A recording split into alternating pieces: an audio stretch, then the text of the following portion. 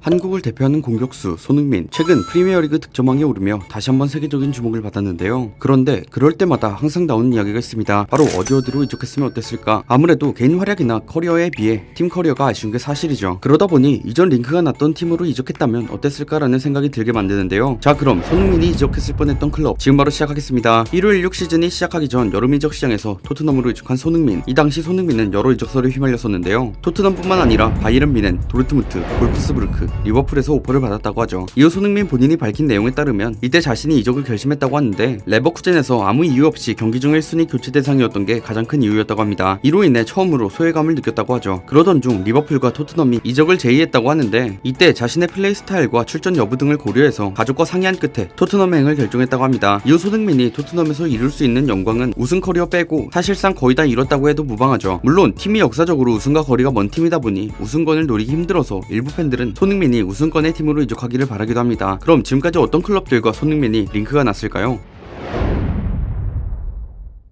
먼저 리버풀은 한두 번 손흥민을 노리지 않았는데요. 손흥민이 함부르크에서 활약하던 시절, 레버쿠젠에서 활약하던 시절, 그리고 토트넘 시절까지 계속해서 이적설이 있었죠. 12-13 시즌 겨울 이적 시장, 당시 함부르크에서 큰 활약을 보여주고 있던 손흥민을 리버풀이 원했었는데요. 물론 현재는 프리미어리그 최강팀 중 하나인 리버풀이지만 그때까지만 하더라도 리그 최종 순위가 무려 7위였습니다. 그만큼 당시 리버풀의 공격진은 말할 수 없을 정도로 처참한 상황이었죠. 루이스 수아레스 말고는 제대로 된 공격수를 기대할 수 없었고 파비오 보리니의 부상도 있다 보니 리버풀의 공격력은 더 떨어질 수밖에 없었습니다. 그러다 보니 손흥민을 영입해 공격 보강을 하려던 것이었는데 하지만 손흥민은 리버풀 이적 거절의 인터뷰를 남겼죠. 리버풀이 명문 구단이긴 하지만 본인을 키워준 함부르크가 더 소중하다. 그리고 손흥민이 레버쿠젠으로 이적한 다음에도 리버풀은 손흥민을 노리는데요. 13-14 시즌 리버풀은 리그 준우승을 거두었습니다. 하지만 1-4-15 시즌 또다시 공격수들의 부진으로 좋지 못한 성적을 기록하고 있었죠. 전설의 램발보가 이때 리버풀의 공격진이었는데 이들이 기록한 골수는 무려 4골, 한 경기가 아니라 한 시즌 동안 리그에서 기록한 스탯입니다. EPL 그것도 최고 명문 중 하나이자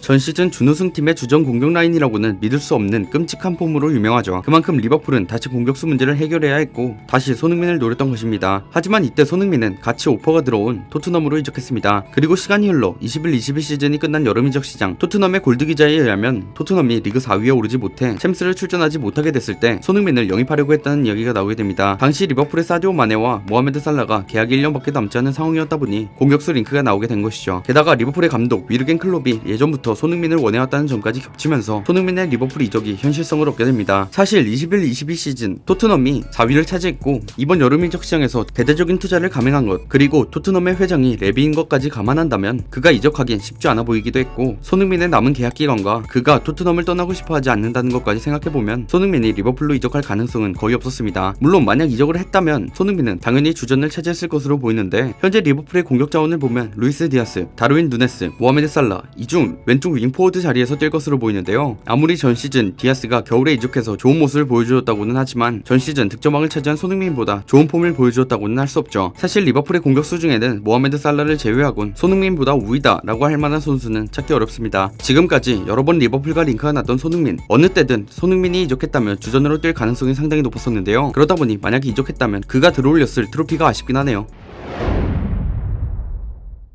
다음으로 볼프스부르크의 오퍼는 손흥민이 토트넘으로 이적한 다음이었습니다. 토트넘에서의 첫 시즌을 순탄하게 보내지 못한 손흥민이었는데요. 토트넘에서의 첫 시즌이었던 15-16 시즌 40경기에서 8골을 넣는 기록으로 바로 직전 시즌 42경기 17골을 기록한 레버쿠젠에서만큼의 활약은 보여주지 못했습니다. 그렇게 손흥민 선수는 영국 언론사 선정 토트넘 방출 명단에도 올랐습니다. 그러다 보니 볼프스부르크가 오퍼를 넣은 것이죠. 개인 협상까지 조율되고 손흥민은 결국 분데스리가 복귀가 눈앞에 있었습니다. 하지만 당시 토트넘의 레비 회장이 이 이적을 막게 되는데요. 레버쿠젠에서 3천만 유로에 데려왔다 보니 볼프스부르크에게는 그 이상의 가격을 원했던 것이죠. 사실 볼프스부르크는 3천만 유로까지는 지급할 의사가 있었던 것으로 보이는데 그 상황에서 레비가 돈을 더 올리며 협상은 결국 실패하고 맙니다. 그런데 레비는 처음부터 손흥민을 팔 생각이 없었던 것으로 보였죠. 손흥민의 에이전트에게 이런 말을 했다고 하는데 이 정도 금액이면 내가 반대하지 못한다. 그런데 포체티노 감독에게 물어봤더니 죽어도 손흥민을 보내면 안 된다고 한다. 그냥 보내면 내가 포체티노한테 죽을 수도 있다. 그렇게 협상에 실패하면서 손흥민은 잔류하게 됩니다. 잔류 소식을 전하던 언론사들은 손흥민이 결국 백업 멤버로 될 것이라 예상했는데 하지만 이 예상은 보기 좋게 빗나가 버리죠.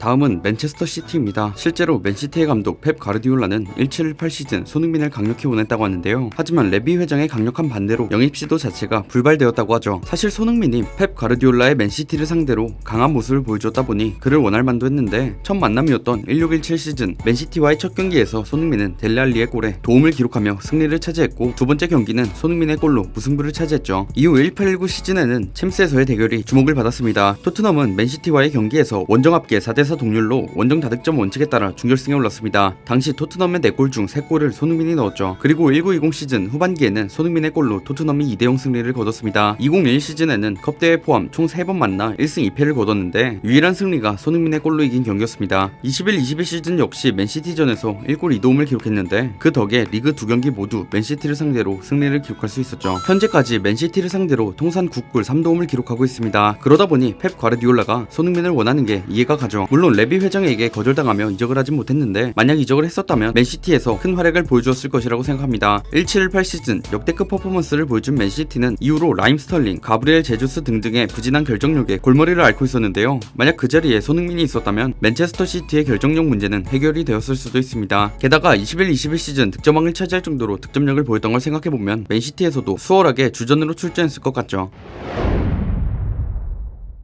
다음으로 레알 마드리드입니다. 현재까지 레알 마드리드가 손흥민을 영입하기 위한 적극적인 움직임은 보인 적이 없지만 그래도 손흥민이 매 시즌 활약이 커지면 커질수록 가장 많이 나오고 있는 클럽이 바로 레알 마드리드인데요. 2020년, 2021년, 2022년까지 꾸준히 이적설이 돌고 있습니다. 물론 현재 상황이 레알 마드리드로 이적할 가능성이 낮다고 볼 수 있는데 손흥민의 계약 기간이 2025년까지이기도 하고 현재 안토니오 콘테 감독의 계획에서 해리 케인과 함께 가장 큰 비중을 차지하고 있는 손흥민이다 보니 이적할 가능성이 낮죠. 게다가 라리가는 논 이유 규정이 존재하는데 선수 명단 25인 안에 유럽 국적이 아닌 선수를 단 3명만 넣을 수 있습니다. 현재 에데르 밀리탕, 비니시우스 주니오르, 호드리고 고이스 등이 비유럽 선수 쿼터를 차지하고 있죠. 그래도 비니시우스가 스페인 국적 취득이 추진되고 있어 한 자리가 날 예정이라고 하지만 코로나로 인해 행정 절차가 지연되고 있다고 하죠. 그런데도 불구하고 계속해서 이적설이 나고 있는 이유는 손흥민의 실력 때문인데 이런 문제에도 손흥민이 레알 마드리드로 이적한다면 큰 활약을 보여줄 것으로 보이다 보니 그런 것 같습니다. 아무래도 현재 폼도 폼이다 보니 벤치에 앉아있는 손흥민이 생각되지 않는데 언론에서는 벤제마와 함께 훌륭한 케미를 보여줄 것이라는 이야기도 많이 나오는 만큼 레알로 이적했을 때의 활약도 기대가 되긴 합니다. 마지막으로 도르트문트 역시 손흥민을 영입하려고 했었는데요. 이 당시 도르트문트의 감독은 현 리버풀의 감독 위르겐 클롭입니다. 도르트문트의 공식 채널에서 카를 하인츠 리들레와 라스 리켄의 인터뷰 영상이 공개된 적이 있는데 이 영상에서 이 두 명의 레전드들이 손흥민 선수에 대한 평가와 이적설을 인정했죠. 리들레는 손흥민, 차범근, 박지성 중 누가 더 뛰어난지를 묻는 질문에 내 생각에는 손흥민이 최고다. 우리 팀은 손흥민을 영입하는데 많은 관심이 있었다. 정말 특별한 선수다. 지금은 토트넘에 있지만 속도가 정말로 빠르다. 리켄은 손흥민은 대단한 선수다. 어릴 적 함부르크에서도 우리를 상대로 득점을 터뜨린 적이 있다. 클롭 감독 시절 실제로 손흥민을 영입하려고 했었다. 불행히도 이적이 이루어지지 않았다. 고 덧붙였죠. 손흥민은 함부르크에서 데뷔해 주가를 높이고 있을 때부터 유독 도르트문트의 강한 모습을 보여줬는데요. 그런 모습 덕분에 양봉업자라는 별명이 붙기도 했습니다. 실제로 도르트문트가 손흥민을 원한다는 이적설이 나왔을 때도 강한 압박과 공격 투구를 중시하는 도르트문트의 철학과 손흥민의 성실함과 파괴력이 굉장히 잘 어울렸을 것이라는 예상이 많았죠. 손흥민이 12-13 시즌부터 분데스리가에서 맹활약을 펼쳤다 보니 이 시기에 클롭이 손흥민을 영입하려고 했던 것으로 보이는데 그만큼 클롭이 손흥민을 강력하게 원했다 보니 영입이 되었으면 주전 자리를 차지하는 데는 문제가 없었을 것으로 보입니다. 게다가 당시 마리오 게츠가 팀을 떠난 상황이었고 특히 14-15 시즌 도르트문트는 리그 7위를 기록할 정도로 부진을 겪었습니다. 그러다 보니 손흥민이 이적했다면 그의 활약을 기대해 볼만 했었죠. 지금까지 손흥민이 이적할 뻔했던 클럽에 대해 알아보았는데요. 아무래도 토트넘이 우승권과는 다소 먼 클럽이다 보니 손흥민의 활약이 커지면 커질수록 이적설이 많이 나오고 있는 것 같습니다. 하지만 22-23 시즌은 굉장히 기대감을 가지게 만들고 있는데요. 22-23 시즌에는 트로피를 하나 들었으면 좋겠습니다. 그리고 만약 이적을 했다면 어떤 클럽으로 이적했을 때 가장 좋았을지 댓글로 의견 남겨주시면 감사하겠습니다. 그럼 지금까지 월간 베스트였습니다. 감사합니다.